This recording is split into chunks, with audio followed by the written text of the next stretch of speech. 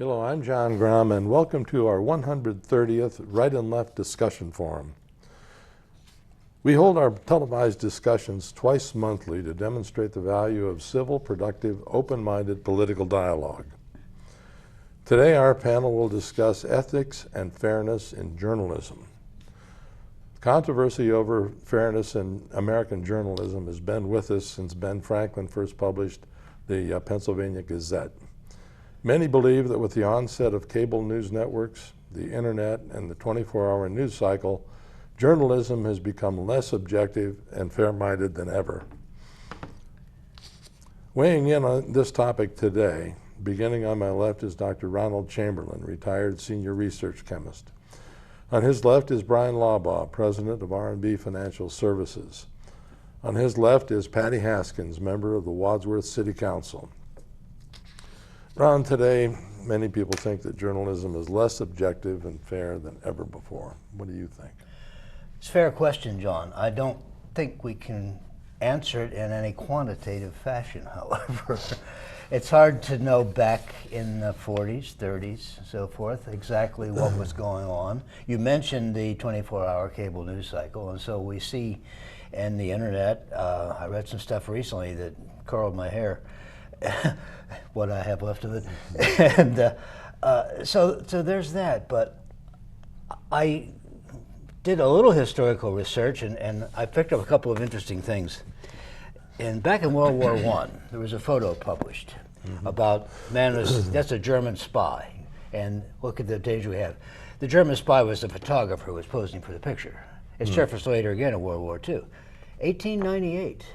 The battleship Maine was struck by an explosion. Well, Joseph Pulitzer and William Randolph Hearst exaggerated that and basically pushed us into the Spanish-American War. That gave rise to the term yellow journalism, as later on. But Also gave rise to Teddy Roosevelt. Yeah, rise to Teddy Roosevelt. So that goes on. And are the news media, are reporters biased? Are they fair? Yeah, they're biased. There's two kinds of bias that human beings have. There's the overt conscious bias, and then there's the innate stuff, the inherent bias that's in there, that's in you, and you may not even recognize it. Sort And it can come sort out. of unconscious. It can come out. A good example of that, I think, is the police versus the black community. I don't think, by and large, that most of our police are overtly racist. But somehow there's been a conditioned response. Okay, these guys can be bad actors, and the tendency is inherently to give a reaction that may be the wrong reaction in that particular case. May or may not be. But that's some good examples. I have a almost inherent bias against Republicans, but that's partly because yes. But you see. No. Tell me But it I ain't do so. have At least he admits it. I do certainly have a bias to being a liberal Democrat, and that's a conscious bias. Yeah. That's something I have. Well, now, present company, more or less accepted. But I mean, my initial reaction in reading something from the right-wing media and reading something even from fairly mainstream Republicans is to immediately doubt it, and I have to fight that. I'm sorry, I missed it. The what? If my immediate reaction on reading Is to something doubt from mainstream media and from even mainstream Republicans is to doubt it. And you have to fight that. You have to do your research. And for the 24-hour news cycle, I tend to mostly ignore it. I really say if there's a something in the news, some society thing going on here that I need to know about, I'll try to do the research and read some stuff on both sides and so on. But it's out there. It's out there. Our current president is railing about fake news, by which he means things that he doesn't like, that people are saying about him, apparently. That's your bias showing. That's my right? bias. Yeah. Also, it's a fact. But I think it's hard to quantify it. I think it's rife. Some of it's conscious, some of it's unconscious. Journalists want to be fair and consider themselves a part of a noble profession, but it's still a business, and I have to be first with the most. Yeah. So. Yeah. I bet you agree with Ron 100%, Bryan. Well, I think I can come to some conclusions that might quantify the bias that exists in today's media. I pulled out a little story from Politico. Now, Politico is a left-leaning website. They are no friends of the Republicans. And even Politico admits that there is a bubble that exists that these journalists operate in. It's a left coast, right coast bubble. And because they all swim in that same polluted pond, they all come up with the same ideas and they all come up with the same narratives. That's what they see the problem as, is that the journalists aren't really getting out in the country. We're the flyover state. Nobody drives any further past, New Jersey anymore. Nobody from California, drives past the state. They don't consider the middle of America as newsworthy. And so a lot of their opinions are formed and their biases are sort of supported by other journalists. It's an echo chamber, if you will. And they obviously don't have a way to fix it. It's just one of those things that we just have to learn to live with. The issue for me comes up when you look at the numbers that are produced. In the one article, it pointed out that there's only 7% of journalists that were surveyed. There were 500 and some journalists that they surveyed, major mainstream media, that identified with the Republican Party. The rest identified with the Democratic Party. They pulled the information as far as campaign contributions. You have to identify your profession. Of the 489 contributions, almost $400,000, 97% of that money went to the Democratic Party or the Hillary for a president campaign. So they're giving... Do you think that might be because the media bosses don't hire Republicans? I think that when, probably they don't. We've seen that recently. We saw a very conservative reporter get hired on, and because they went back to 15, 20 years ago and pulled out an article that he had written, and he got strung up and fired for that. So it pushes the conservative voice away, the middle of the road, the center of the spectrum. It gets pushed away because it doesn't fit the narrative. During the campaign, WikiLeaks dumped a ton of emails. John Podesta, who was Hillary Clinton's campaign chairman, and it was ripe with emails from journalists, not just asking for interviews, but asking if the story that they were writing went along with the current narrative that the campaign was trying to push. Now, to me, that's a violation. I don't consider a journalist, if they're writing a story, sending it to what they consider to be their friends for their editorial comment, and in cases the story came back marked up, no, we want to take it in this direction, that direction. How do you call yourself objective when you're supposedly writing a story about a particular issue and you're going to your source asking them what they think of it? Just recently, CNN they've chosen this hill to die on. They ran a story where their anonymous source was Lanny Davis. Now, Lanny Davis is the attorney for Mr. Cohen. And Lanny Davis has copped the truth. He said, no, I'm sorry, I lied about that. He has said that. I lied about that. CNN is standing by their story that their source was correct. He's the source. Well, they said they had another source. Right. Yes. Yeah. Oh, they always have another, but they're always anonymous. Yeah. So I think the solution for me would be that if you're going to be a journalist, that you should disclose your conflicts. In my business, we're considered fiduciaries. We have to disclose any conflicts that we have. So I think it's fair for the public to know if you're sleeping with someone, that's your source. We had that with the New York Times reporter just recently. A young lady was sleeping with a very senior official for the past 3 years. She was using him as a source. If you go back, I pulled up a little story about the old New York Times editor, when the news story broke, and basically he said, if I don't care who you sleep with, but you're not going to cover that particular industry for the paper, you're fired. Yeah. We have to have that journalistic standard reimposed. We try to keep that for judges, do we not? Well, yeah. Recuse yourself. Yeah, recuse yourself. You have to say, I have a conflict here. Whether it's I've donated, thousands of dollars, I have, my biases are this. Let us know what those are. But don't pretend, don't feign that somehow you're objective and your story is objective when it is so colored by their bias that anybody could see that. Got the same problem with jury selection, I think. Well, sure. And a jury and the lawyers can say, we don't want that person. That's right. They can select who they want on that jury. So that's my... Patty, do you think that journalistic bias by itself is unethical? I guess it depends upon the degree. I don't see how... Bryan says he thinks they should come clean. He's going to write an article I would about agree. I'm not sure that anyone doesn't have bias or couldn't be accused of it. As soon as you, in the present tenor, as soon as you report on anything negative against the president, he claims that you are being biased. Well, that's not bias as far as I can see. Yeah.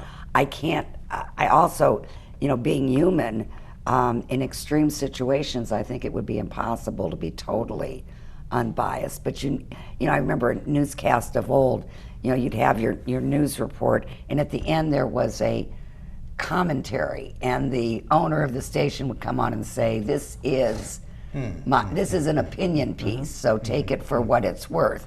So you report the news, and then if you want to listen to the commentary, you have it here. It's interesting. When you brought this up, I thought of the movie Citizen Kane. And Orson Welles owns the newspaper and the influence that he could peddle, was that based You know, he supposedly? disguised William Randolph Hearst. Yeah, right, exactly. And it was based on him. So, so it's been around. Bryan, you talk about the bias and so forth, but it exists on both sides. And you only mentioned the one side. I mean, I look at Fox News, and it's interesting because Fox will say something in the morning, then it's in a Donald Trump tweet 5 minutes later. You talk about relationships. Kimberly Guilfoyle, who was on a number of different programs, is now and she's not there anymore, but she's dating Donald Trump Jr. and for quite a long time was on the show while she was dating him, making commentary, but of course that was never disclosed. Sean Hannity has a very close relationship with President Trump and talks to him every night and gives advice. And when Michael Cohen said he was his attorney, well, no, he's not really my attorney. I just in passing ask him to give me some advice sometimes. So it's happening on both sides, I think. My response would be, with all due respect, Patty, that the mountain that exists of the left-leaning reporters pales in comparison to the little molehill of Fox. Yeah. When you have NBC, CBS, ABC, MSNBC, CNN, MSNBC, everybody, when over 90% identify, and less than 7% identify, I think Fox News, as far as I'm concerned, I don't watch a lot of that. I don't watch some of those things, but they're spitting in the wind. Well, when it comes I don't know to how this. much they're spitting in the wind, because there are people that, it's odd thing, you see it in obituaries, they've watched Fox News all day. This is this they need is to get a the life. Bible for many Republicans and people that are politically active. I like to think that there's the majority, because but unfortunately, they're intelligent people and they know which way to believe. But unfortunately, what exists in this bubble of journalism, and we found out through this WikiLeaks dump, that there was a list of over 400 left-leaning journalists that were conspiring to form and narrate the news, and that there were very similar articles placed throughout the country that were designed by this particular group, led by certain individuals, to shape the news in a particular fashion. I find that conspiratorial. I don't think that's right. See, I didn't see all of that. And I I know there are sites out there that are saying that, but I also know that there was a conspiracy to elect Donald Trump.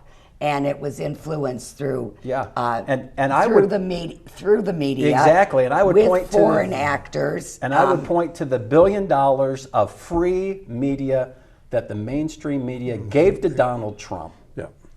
To make sure that he was the one that ran against their weak candidate, Hillary Clinton.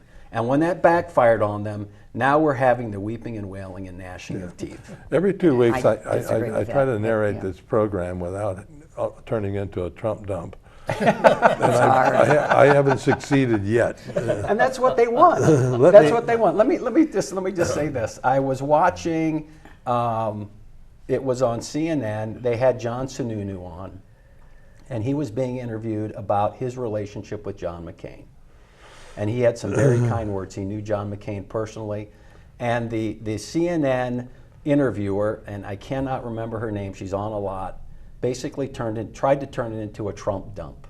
And he would not. And she was upset by that. And she kept pressing him for that because they wanted the soundbite that said John Sununu hated Donald Trump. And he wouldn't go there. And they were upset by that.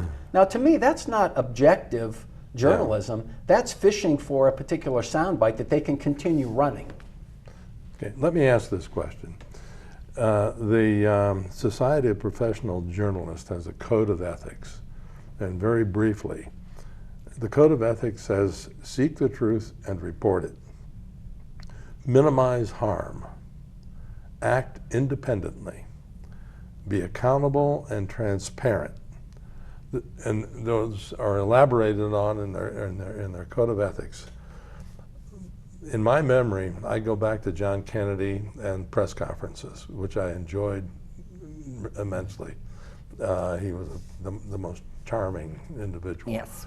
But going back all the way to the televised press conferences of Kennedy, no matter who the president was, the press is out there taking shots at him. It's just everybody's trying, it has a gotcha question. And I can remember sitting there, whether it was Clinton or Obama or Reagan, doesn't matter who was president, wondering, don't you have more important things to ask the President of the United States? Isn't there something that you think we should all know about?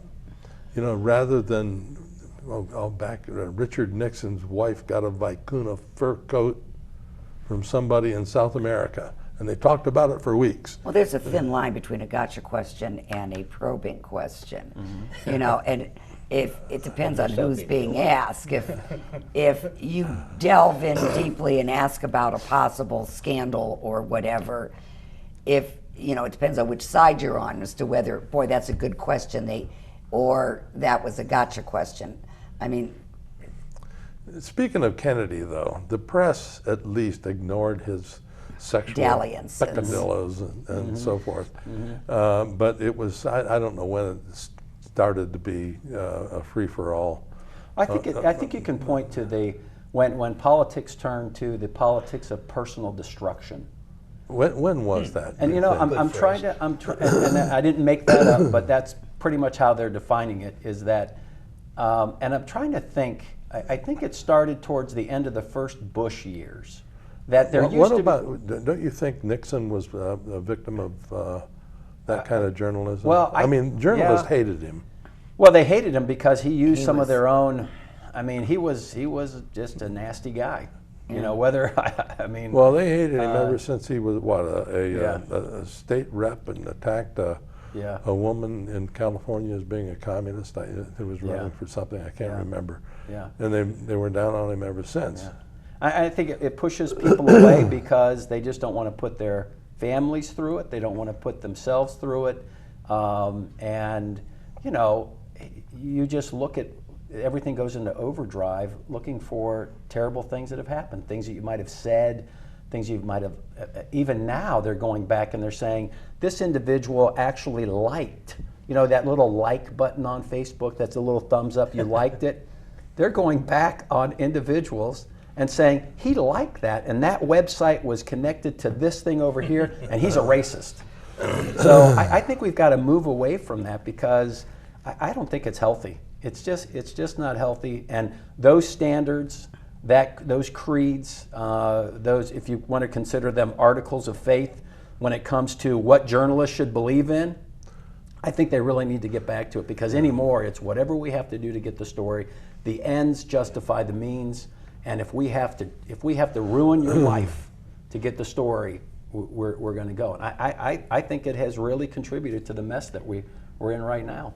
But don't you, you mentioned the likes and so forth. Wouldn't it be better than if all politicians stayed off of social media? I would agree.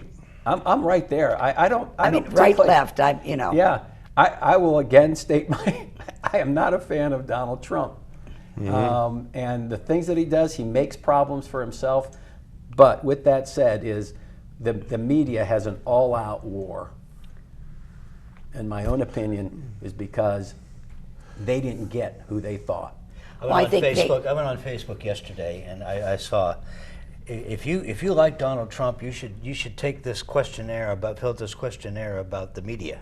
Mm-hmm. So I went there, and it was very biased, about that. So I pretty much answered counter to what I thought they wanted on that. Sure. Yeah. So, but I think, and they identify themselves as, you can't get this out of the mainstream media. You have to work with people like us, right? Who are, so they're touting their veracity and their bias. Mm-hmm. In favor of Trump and so forth. But I have cousins out in the heartland, and they're very strong Trump supporters. Mm-hmm. And I told them, family's family. I respect their opinion. I don't agree with most of it, but yeah.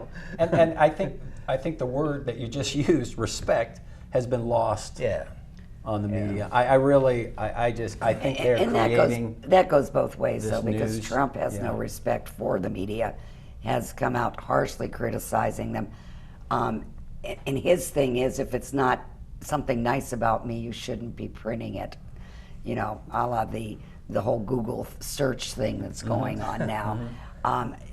There's got to be a respect from both sides. And I think, though, if you are a politician and in that position, you should expect hard questions. I mean, throughout the Obama years, I heard complaint after complaint after complaint that the media was in the tank for Obama. All they want to do is ask him softball questions. Now it's a different president, a different party, and we have the right saying, when they question him, it's all softball questions. And it's the other way for the left. And you can't have it both ways, guys. I think the media is going through a tremendous change, and has been for 15 or 20 years. I think the print media is being replaced. Mm-hmm. However, the print media has been the chief source of information for the electronic media. I mean, think of how many times you hear a news story on one of the networks begin by, according to the New York Times. Well, the print media is the one that are doing the actual investigations. Yeah, but it's not the television. But they're losing journalists. They're laying them off. I think virtually every newspaper is shrunk. What they're trying to do is they're trying to scoop everybody. They're trying to be the first. Well, that's always been the case. And because of that, it's not going through the correct editorial process. So if you're sitting at a newspaper and you've written a story, it gets pushed up to the editor, one of the editors. They review it. What are your sources? And if it's going to be one of those inflammatory, where you're going to ruin somebody's life, it's going to go up to the main editorial before it gets printed. Now they take a story, they look at it and say, print it. Get it on social media, because somebody else is going to beat us to the point. Okay, I wanted to ask you all this. Do you give a rat's, almost a rat's left ear when you hear a story, whether you're hearing it from somebody that got it first? Does that matter at all to you? Not really. To them it does, because I know, but I wonder why. Really. I don't know why. But in the consumer now that is consuming the news is getting their news from the internet. There are very few millennials, people that get a newspaper. I get the Wall Street Journal in print version.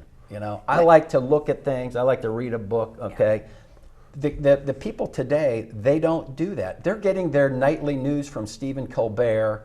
They're getting it from a comedian that has turned themselves into sort of a social commentator, It's not the Walter Cronkites. It's not the, the Murrows and those types of reporters that ran down a story, that made sure their sources were there. Or they're going to the internet and going onto a conspiracy website and Right. from Joe Schmo, who claims that Yeah. Bigfoot landed with an alien Right. uh, Or they go crew to from Twitter. Mars. They go to And- Twitter. They write a story about 5 people that disagreed with that young lady out there that wore a dress to her prom that looked Asian. It was one of those Asian dresses.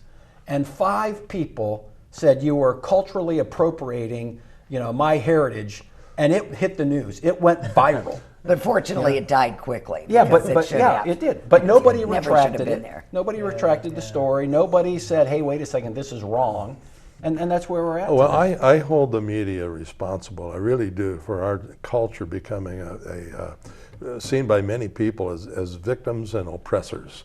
That's what the culture is, and that why in the world What's some cause and effect there, though? I wonder.